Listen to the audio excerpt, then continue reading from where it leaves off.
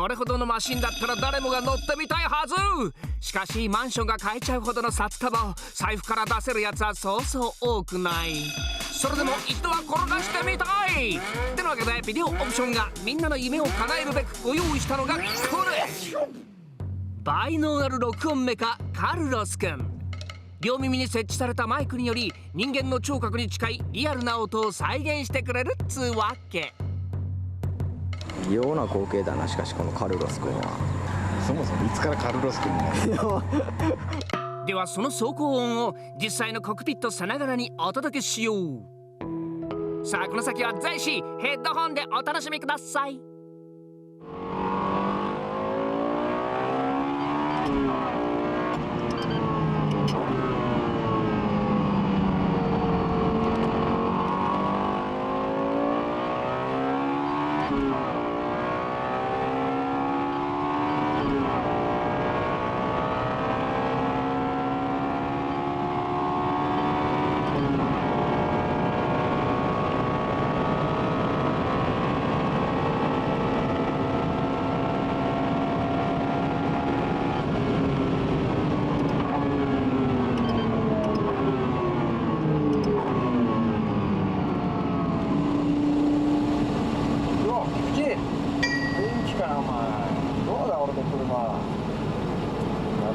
してんじゃんこれ。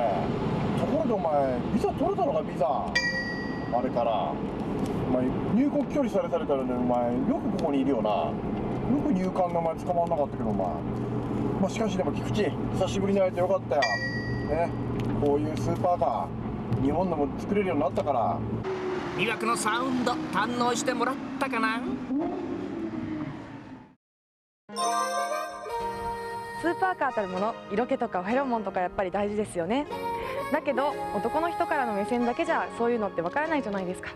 というわけで私今井ゆきがこの LFA のフェロモンをチェックしてみたいと思います。女子目線で LFA の魅力に迫っちゃうのが今井ゆきちゃん。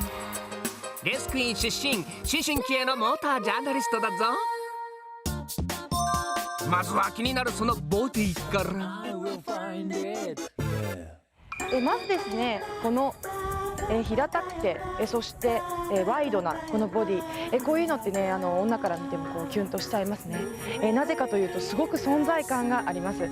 それはオーラでしょう。フェロモンというよりはオーラですよね。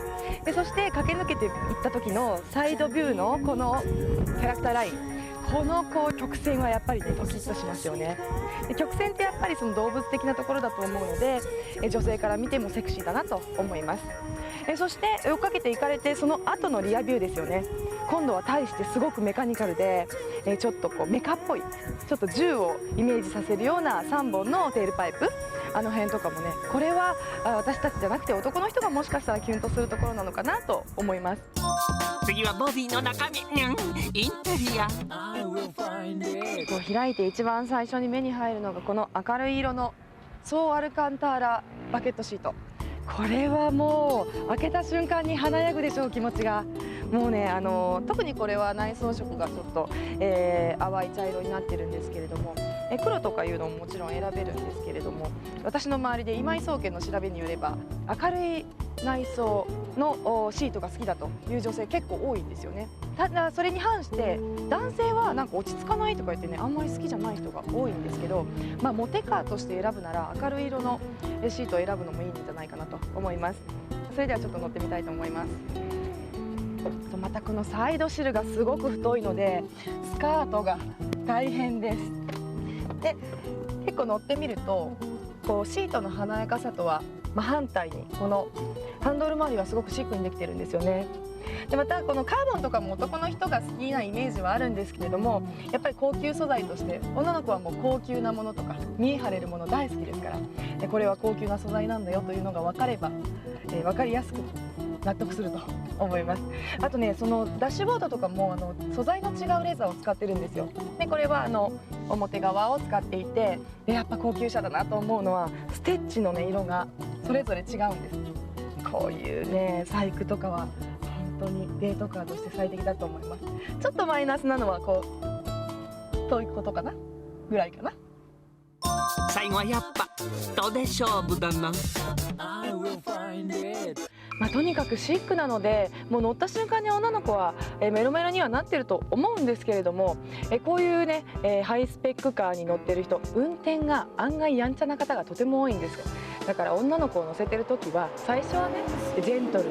丁寧にブレーキとアクセルをゆっくり踏むっていう風にしてあげると、もうこう乗ってる男の人の横顔にキュンときちゃいますよ。もう5割増しでかっこよく見えると思います。だからね、この車の上質さを損ねないような運転をするというのも大人の条件ですからね、ぜひその辺を気をつけてドライブをしてみてください。さあ LFA はサーキットから抜け出し一般道へと。車内ではアキラとユキちゃんのスーパーカートークに花が咲く。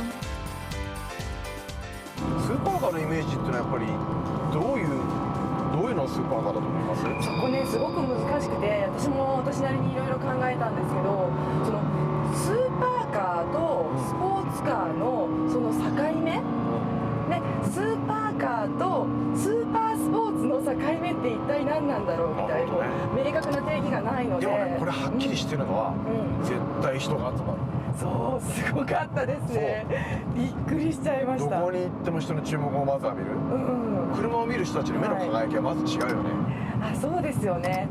スポーツカーってやっぱその好きな人は振り返るけど、好きじゃない人は振り返らなかったりとかする感じしますね。すごいわかる。おそらくこの車日本で200台弱なんですけど、実車を見ることって多分ほとんどないと思うんですよ。そうなんですよ。だから実は私ツイッターやってるんですけど、たまにその車好きの人たちがつぶやいてるハッシュタグでこう LINE を見てるんですけど、 LFA 目撃情報みたいのがたまにこうツイートされるんですよね。でも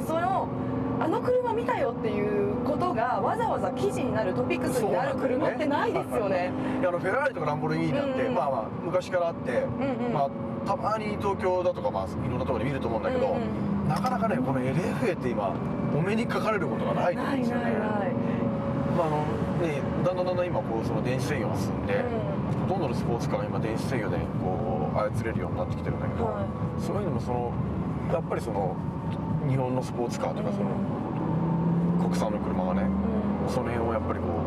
う引っ張り上げていったのかなって気がしますね。なかなか日本でそのスポーツカーを作るとかね、スポーツカーを受けるって今ちょっと難しいですよね。そんな中でやっぱりそのフラッグシップとなって、これからもっともっと楽しい車だとか、やっぱスポーツカーをこうもっともっとこう作るきっかけになってくれればいいなと思ってるんだけどね。日本のものづくりの真髄が詰まったレクサス LFA。 そのネーミングにはモータリゼーションの未来と、さらに進化を続ける車のフラッグシップであるという自負が込められている。